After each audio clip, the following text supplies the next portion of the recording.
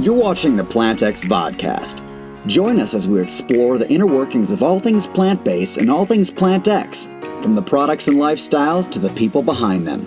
Now welcome our host, the man who combined his love of e-commerce and the plant-based lifestyle to create PlantX, Sean Dollinger.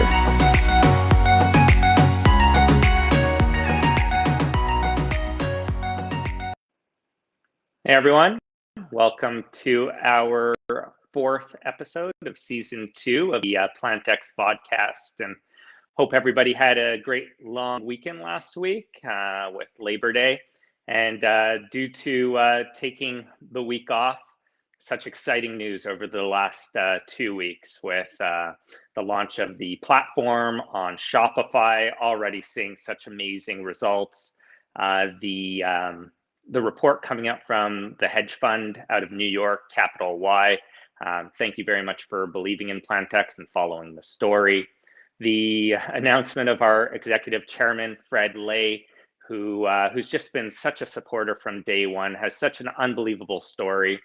And we'll definitely be having him on one of our upcoming vodcasts. And then today's announcement of going live on the Amazon marketplaces. You know, all of these things take so much work, so much goes into each of them. And our team is, literally working around the clock to make all of this possible. So it makes me extremely proud to be able to come on this show each week and share the amazing things. And then I believe the one other announcement during the week was the buyback plan by PlantX, where we feel that the shares are extremely undervalued. And at this point, we feel that it would be the time to go in, purchase shares. And for investors who might not realize that basically when those shares are bought, they're actually put back into the company. So they're essentially canceled,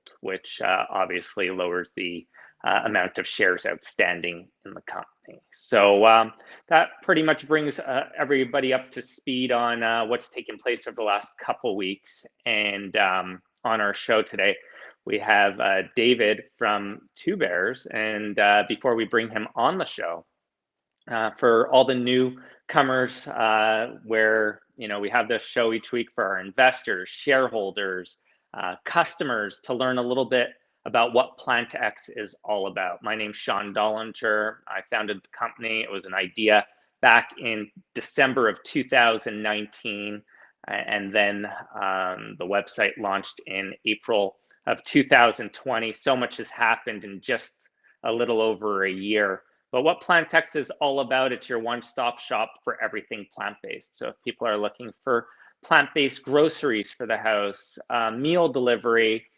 just learning about the whole plant-based space, that's what PlantX is all about. And for people to feel welcomed. I've been on a plant-based journey for 10 plus years, and I still remember when I told people that I was on this plant-based journey, it would be constant attacks. What do you mean you don't eat chicken, you don't eat fish, and all of these different types of things? And that's why PlantX was created, to make everybody feel welcomed. And that's why we see such traction from going from $0 in revenue to a run rate of over $20 million in just a little over a year. So on that note, oat milk is super hot, and really excited to have as a guest on our show today, the founder of Two Bears, David. Welcome to the show. Thank you. It's nice to be here. Yeah, thanks, David. So I know that you've been running around and things are absolutely crazy. Still remember our first call, I was actually up in Whistler, and when I connected the dots that it was your product, I was blown away. But before we jump into the story and about yourself, we always love starting the podcast. How do you take your coffee? And it fits kind of great with what you are all about. That is a convenient question. It really depends on the day of the week. I'm very routine oriented, and for me, coffee is a moment. It's the beginning of my day. It's almost spiritual. So Monday to Friday, I have a pretty vigorous workout I do first thing in the morning. So that's when I drink a can of nitro coffee. It's just to get my mind focused and my caffeine quickly. And then on the weekend, I like to drink a nice hot cup of black coffee. So I could sit down for half an hour, kind of stare out the window, just think, relax.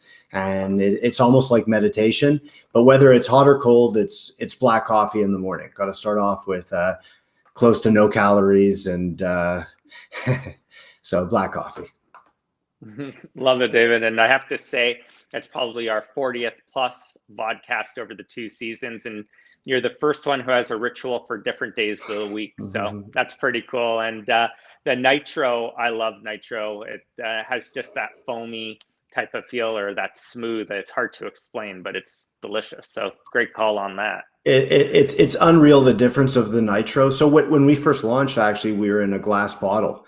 But we had to get nitro because it brings that creaminess, that frothiness, I don't know if anyone drinks like a creamy beer or something like that. It really gives it extra taste, almost a sweetness. So that's why we're always in a can, because you can't add nitrogen in glass. Interesting. And that's why you're the coffee expert, because I was referring to as foam, but that's totally the wrong direction. It's definitely the cream taste that I was referring to. So yeah, thanks for clarifying that for our viewers. And maybe you could give a little bit of background. I know that you started this company from the back of your van. I think that it's an amazing product. I drink it all the time when I'm on the road. Love grabbing one. So maybe you could speak about how it all started. Sure. Well, when it all started, it really wasn't about coffee. It wasn't about oat milk. It was about creating this moment that I had. I was actually in BC and I was on a hike. It was a beautiful day. It was, I don't know, maybe 15 degrees. And I was a few hours out of Vancouver, went on a 3-hour hike on the top of the mountain. And when I was on the top of the mountain, I had no cell service, nothing. And I looked over and I saw these beautiful lakes and snow-capped hills on the horizon. And for a few minutes, it was just like I couldn't hear a sound. It was dead silence. It was pressing the reset button. And that moment is something that I just wanted to keep having. And I want to give that moment to other people. So when I got back to the city, I was living in Toronto. It was all about what could I make? What could I give people that could give that moment? And I knew sometimes when I had coffee, that was the moment that I felt. So it went to the drawing board, and it had to be something clean. It had to be something vegan. It had to be something sustainable. It had to have all the things that made you feel good, that you could take a sip of it. And whether you were at work, you turned off for 2 minutes, whether you're sitting with your kids, you don't hear them for 30 seconds, whatever it is, I want to give people that same moment that I felt. So that's really the idea behind it. And then to actually launch it was wild. I mean, there's been some up and downs. We had no capital. We had no investors. It was just me. I rented a bar at 2 a.m. They would close, and I would literally make it by hand bottle, hand label, put it in the trunk of my car, drive around to grocery stores and not take no for an answer. I'd not sleep, I'd go to farmers markets at 6 a.m, set up, and really just sell and hustle the old school, pound the pavement. And eventually it just got 5 stores, 10 stores, 20. Once we had a few more stores, we were able to transition to a distributor. And eventually we got into Whole Foods, became the first company to sell cold brew coffee across the nation. And there's obviously some ups and downs, but that's really the core of the story, is a story of hustle, of constant improvement, figuring it out, and not going bankrupt along the way with.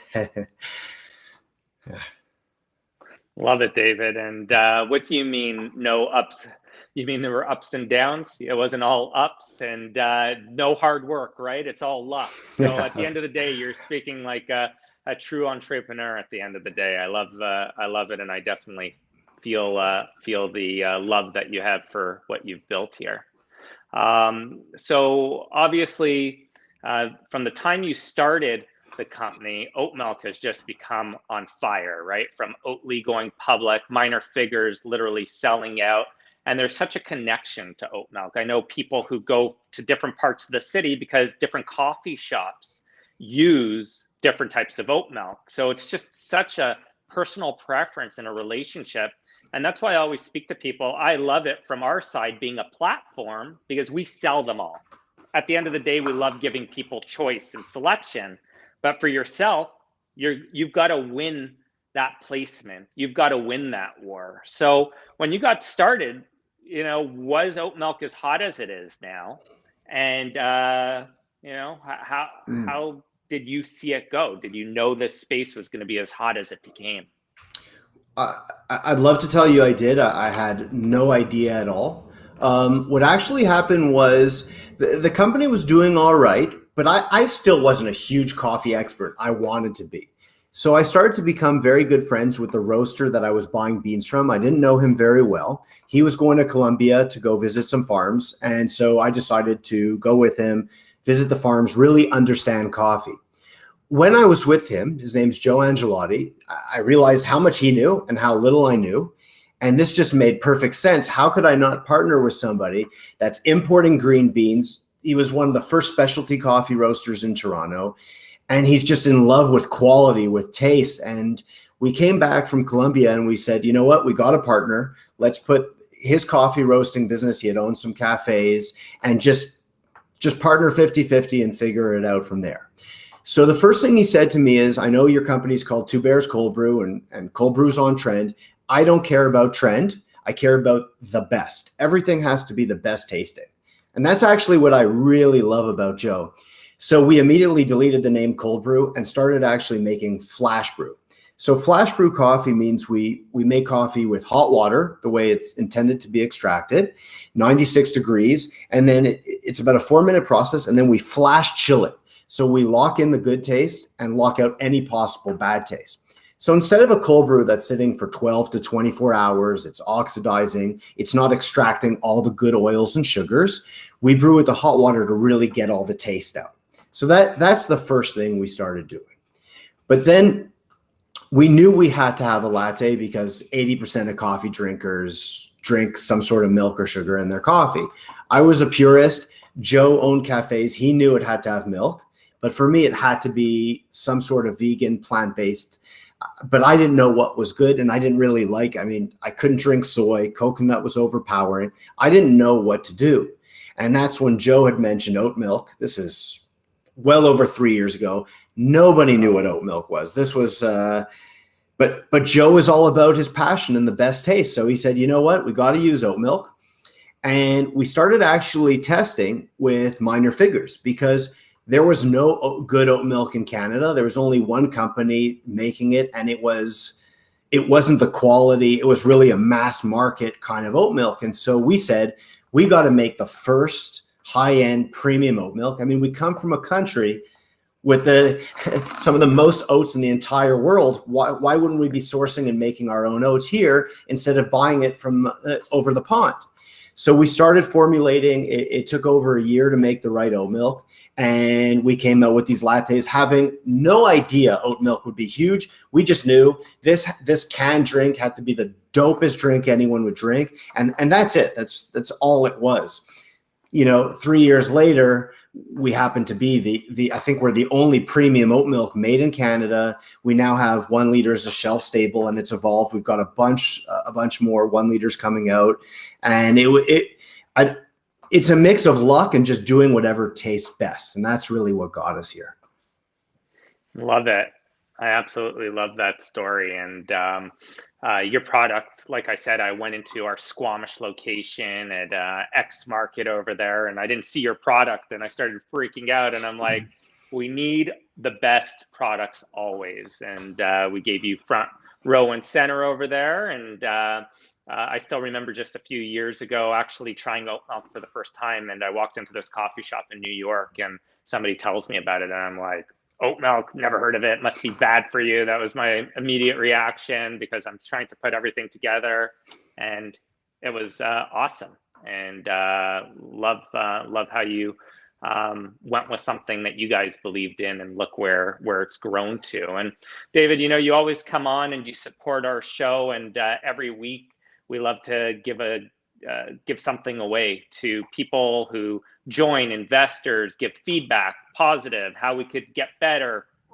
And the whole team really loves the relationship that we have. And if you haven't tried our plant-based meals yet, this week we'd like to actually go ahead and send you our 3-day meal plan. So we'll go ahead and get that off next Monday, so you could give it a try. Everybody that we've actually sent it to, they absolutely love it, and they become actually ordering every week. So look forward to hearing the feedback on that.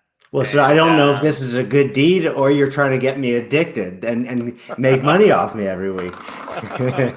little bit of both. Come on, I'm sure you do the same thing with giving your oat milk away. I respect that. I love it. All right, awesome. And then, our final question before we open the floor, and we don't always have one of the leaders in Canada in such an amazing market here. We always open up for people to send in their questions so that they get the most out of their time here on this Monday afternoon. So we've seen the oat milk space explode. At one point, it was obviously, like you said, coconut milk, soy milk. Then we saw almond milk. I was never a lover of almond milk heated. I didn't mind it too much on the cold, but it doesn't even compare to oat milk. Is oat milk the one to stay now, or do you need to keep your eyes open for the next one knocking on oat milk's door in the future? And where do you see this space going? Well, right now I don't see it going anywhere but exponentially up. I mean, everything about it makes sense. It tastes the best. It's best on the planet. So there's no reason it's going to go anywhere soon. That being said, if there's another solution that's better on the environment, that tastes better, you could be darn sure we're going to be making drinks with it, because we're not a coffee company. We're not an oat milk company. We're a delicious company on a mission, and everything has to go with our vision and our mission.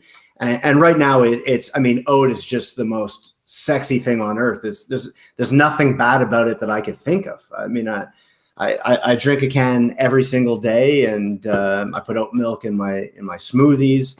So I just see more people jumping on the bandwagon, and I think that as more people jump on, the more people will know what it is. Like you said, when I first started drinking oat milk, people were saying goat milk. They didn't know what it was. So it's almost like a blessing for us that Oatly and Minor Figures got so big, because they marketed oats, and it's really just helping us. So, the competition, we love it. It just makes the category bigger. More people switch. My dad used to drink a gallon of milk, I swear, every single day. And I got him drinking oat milk. So I think if we can convert that man, everyone can be converted to plant-based. Yeah, lots of the time I serve people with oat milk in a latte, and I might not tell them, and they have no idea. They're like, wow, this is phenomenal. So, and it's kind of cool. You're kind of like a platform, because you could eventually introduce, if something else becomes hotter than oat milk, it's very easy for you to snap it in. So love the business model, love what you're doing. One person wrote in asking, what's the advantage of oat milk versus almond milk from a health perspective, or from any of the other milks out there? Well, it's definitely nutrient dense. I mean, there's pros and cons to every single milk out there, from soy, rice, whatever you look at. So it is a fantastic question. For me, what I love about it is just the fact that I think it's 1/8 or 1/13 less water that's being used to make the oat milk versus the almonds. So it's just so much better on the earth. I don't sit and pretend to be a health food company. We are a healthy lifestyle company. So it's really about what's better for the environment and still very healthy for you. Makes sense. And I love this next question. Do you think the dairy industry could survive with all these up and coming milk replacements and with the growing population? Listen, I care about people. There's a lot of dairy farmers out there. My wish is that they switch to something else that's lucrative and they can sustain their farm. there's great people out there that are switching and doing both and trying to farm and eventually get out of the dairy industry, which is dying. I mean, I think they're dying because I don't want to say anything legal, but I could tell you we've been served to take the word milk off our carton, not even with an apostrophe of the I. You're not allowed any sort of similarity to the word milk. So they're coming from all angles to try and save the business. But my message to the dairy industry is adapt, improve, and switch to something more sustainable that's better on the earth. And I think that's the way they survive is to adopt and switch.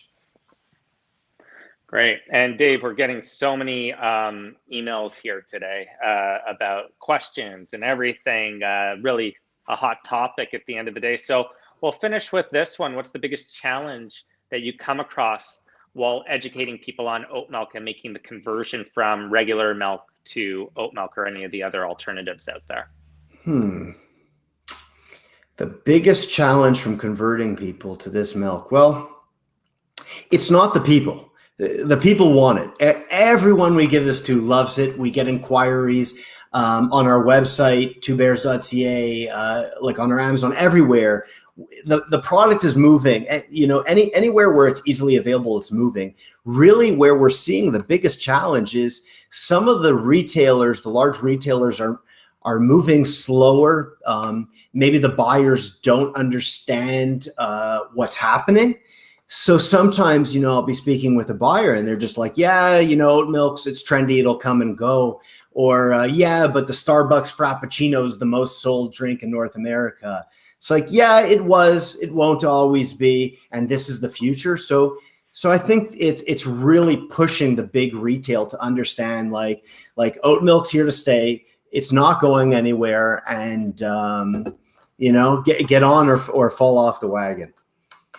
Love it. And feel free to hand out my cell phone number as a reference out there for any of the buyers that need any direction pointing, because this space is here to stay. And I think that it's extremely exciting where we've gone, even for me in the last 10 years, where if these products were around then, it would have made it that much easier. So thanks for being so innovative and what you've created, and just love being partners. And I'm really happy that our investors and shareholders and customers got a chance to meet you personally here on our show. Thank you very much for having me and for sharing the good word of plant-based, for oat milk and Two Bears, because it means a lot. You know, people think we're this huge business. I mean, this is hard work and grit. So when I have the chance to share with a platform such as yourself, I appreciate it.